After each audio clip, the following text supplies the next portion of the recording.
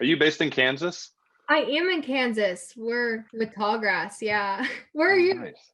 I'm in Los Angeles. Oh, nice. I've been to Kansas once. I've family in Kansas City, Missouri. I know the rivalry, but I have been to Kansas last year actually. Yeah, I know a So lot of people who have like never been to Kansas. So it's a magical place. Okay, so welcome everyone to the 18th Annual Tallgrass Film Festival.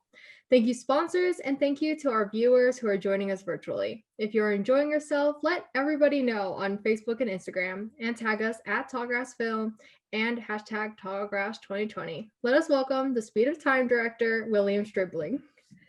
Hi, you said my name right. I feel like most people you said it correctly. Yeah, most people say Stribling or some other version of that, but you did it perfect on the first try, so well done. Well, I'm so glad about that. So right before we get started, will you tell us a bit about yourself? Sure. My name is William, as you said. I live in Los Angeles, but I'm originally from St. Petersburg, Florida, and I went to film school in New York before realizing that I loved palm trees and sunshine, and then moved to the West Coast. And I've been making movies ever since. So on your Speed of Time experience, how is that different from all the other projects you've done? Sure. So the biggest difference for me was I'd never worked with so many stunts and visual effects. I'd used them to a smaller extent on other projects, but this was a lot of stunts and a lot of visual effects. So I really had to rely heavily on my stunt team and the visual effects supervisor who was on set with us to make sure everything would be able to run smoothly. And thankfully it did, and we had a blast. But yeah, that was the biggest change for me. That it was kind of an experiment in that regard. So with so many stunts and like visual effects, how did you, I guess, like figure out the balance between those and like the actual story? Because it was done really well. So I was wondering how you like figured that out. Sure. So the whole project, just to give a little context, was designed as an excuse for myself and my co-writer Russ Nickel to work with John Hennigan, who stars in the film, and kind of mash our skills together. He's an actor who's also a professional wrestler and stunt performer, so he's doing all of his own stunts in the film. And yeah, so we just wanted an excuse to get together and do something like that. So the script was written specifically for John to do those things. So that helps a lot for sure. But we also wanted to make sure that we weren't relying too much on visual effects, that things were necessary for the story, but also as practical as possible. To me, that's the kind of hallmark of the throwback action movies that we're referencing in the movie. Back to the Future, all the Spielberg stuff from the 80s. There's a lot of practical effects in those movies, and it has a different texture feel to it. So John being able to do his own stunts, that helps a lot. When he crashes through the table in the beginning of the movie, that's really him falling through a table. That's real. There's very little visual effects to enhance that. And that was really important to me, to make sure that we were doing the stunts as much as possible in camera, not relying too heavily on visual effects. But yeah, I mean, we wrote the script, like I said, as an excuse just to do some of these stunts. So the story went hand in hand with all of those effects, if that makes sense. Yeah. So you were talking about the old movies that you would like to watch, and what parts of those movies, other than like the visual effects and like all that, did you try to like translate into this movie? Yeah, so with stuff like Back to the Future, the sense of humor, I think, was really important, because even though that's a big, fun action adventure film, it's also a comedy at its heart. So we wanted to pull from that, but then also look at the films that are less funny, like Terminator, right? You've got films that are really self-serious about the action, and steal a little bit from that too. And I think the way we did it finds what's fun and funny about those films. But yeah, I think that's what we were going for. Mhm.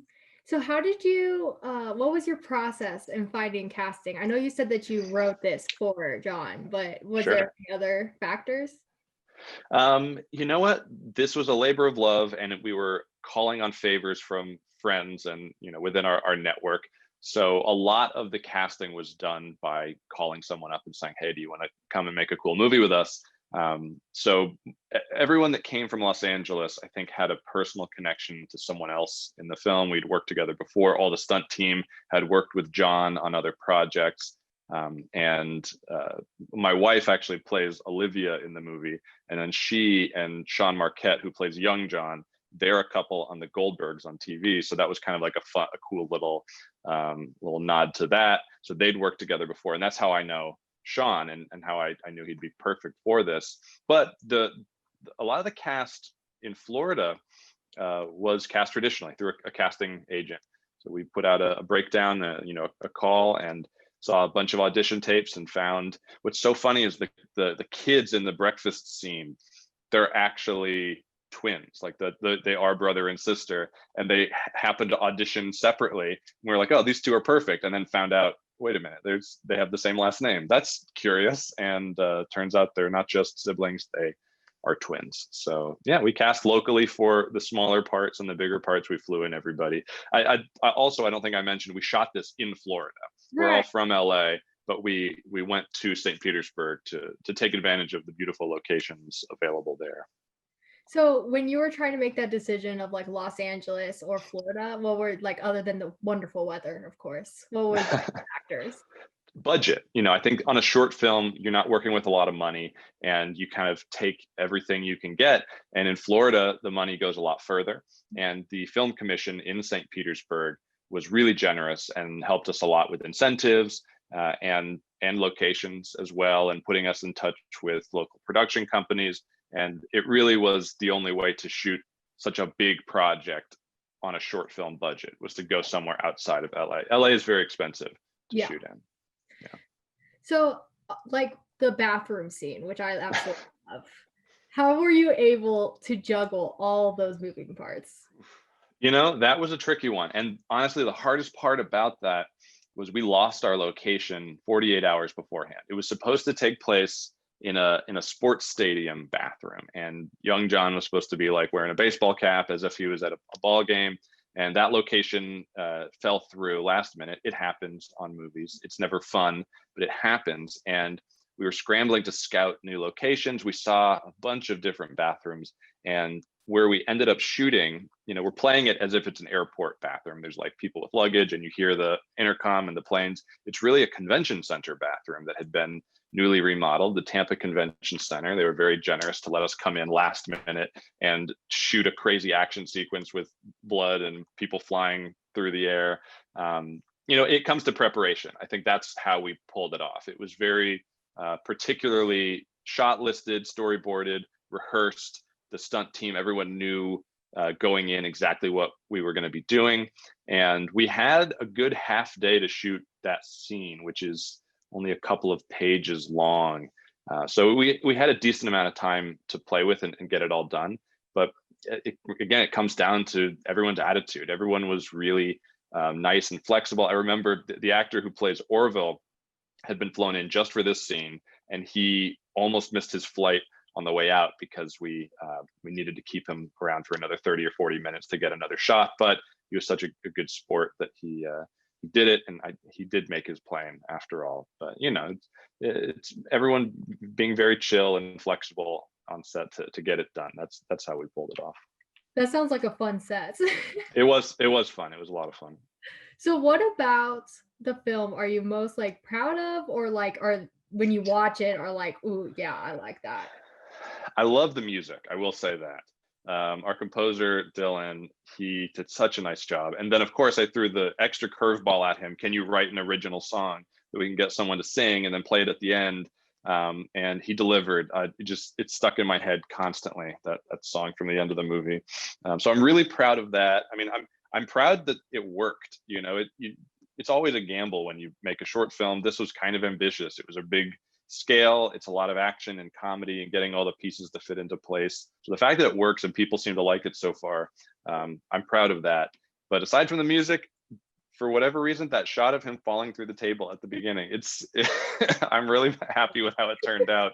Again, because it was it was done practically. It's really John hanging up there on a pole, waiting to drop through the table, and the table had been rigged in a specific way so that it would launch the food and fling that around. And what's even more interesting to me is the way we shot it. It looks like the family is sitting around the table, but it's kind of a forced perspective for safety. They weren't actually very close to the table at all. They were removed, but the depth we were able to create and compress just by the angle and the lens and all that kind of fun stuff. We made the illusion sell that it looks like these people are sitting right around the table when the guy drops through. So yeah, I think that's my favorite part.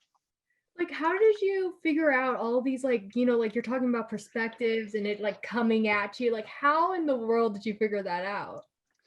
A lot of time sitting around and daydreaming and planning, and it starts with an idea and you say, okay, it would be very cool if he could fall through a table. Now you say, how do we do it? And you kind of talk to the team, DP Alex, and if we were to shoot it like this without any cuts, without any visual effects, what would we have to do? And you go, okay, well, we'd need some sort of structure around the table that's metal, that's strong enough to hold a 250-pound wrestler.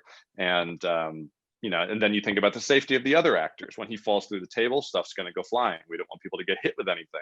So we have to walk them back a little bit. And if we do that, it might look funny, like they're not sitting at the table and it looks fake, and you know what's going to happen before it does. So what if we swing around here and we stack them in such a way? It really is just starting with what you want and going down the rabbit hole of problem solving to figure out how to pull it off. That's amazing. So what can we expect from you from like the future? Are you working on anything? Ooh, the future. Good, good use of words there. Yeah, we're working on a lot. Obviously, right now, there's not a whole lot filming. It's not very safe to be out on set with 100 people and in close quarters on a stage or wherever. But we have multiple feature films in the works, myself and my writing partner. And as soon as it's safe to be back on set, we're going to be out there shooting some new stuff that I'm very excited about. But at the same time, I want to make sure that everyone's safe and comfortable on set so that we can have a good time and no one feels like they're risking their life just to make a movie, because you know what, it's not worth it. We can stay at home and hang out and do the planning and all the prep work to make sure that when we show up, it goes off without a hitch. So I guess back in like the past, what factors went into you wanting to become a writer, director, all of that? Sure. So I actually went to a performing arts high school. I did theater a lot as a kid. And then in high school, I was doing a lot of musical theater, and that was fun. But in high school, you're starting to think about college and what am I going to do when I leave here? And I knew that I was not a good enough actor to actually make it. I knew that for sure. And I knew I had to figure out something to do. And I, was always the kid walking around with a camera, shooting little documentaries or making little short films. So I started to investigate film school because I didn't know anything. I'd never studied anything. I loved movies. I'd seen a million movies, stuff that I probably shouldn't have seen as young as I did, but there you go. So I ended up going to NYU in New York, and the rest is kind of history. I met some of my closest friends and collaborators there that I still work with, a decade later to this day. But yeah, I kind of stumbled into it. It wasn't like I was a little kid hoping to direct movies one day. I don't think I thought that was an option. Yeah. Well, that's awesome. So would you like to say anything else to our audience? Oh, sure. Thanks for watching the film, assuming that you have watched it. And you can kind of follow the film and where it goes on our social media. At John Hennigan is his Instagram page. You can look at mine is at WJ Strobelight. And yeah, we're going to be updating with news and all the new festivals that the film is playing in, all that fun stuff. Very exciting. Well, thank you so much. Yeah, no, thank you.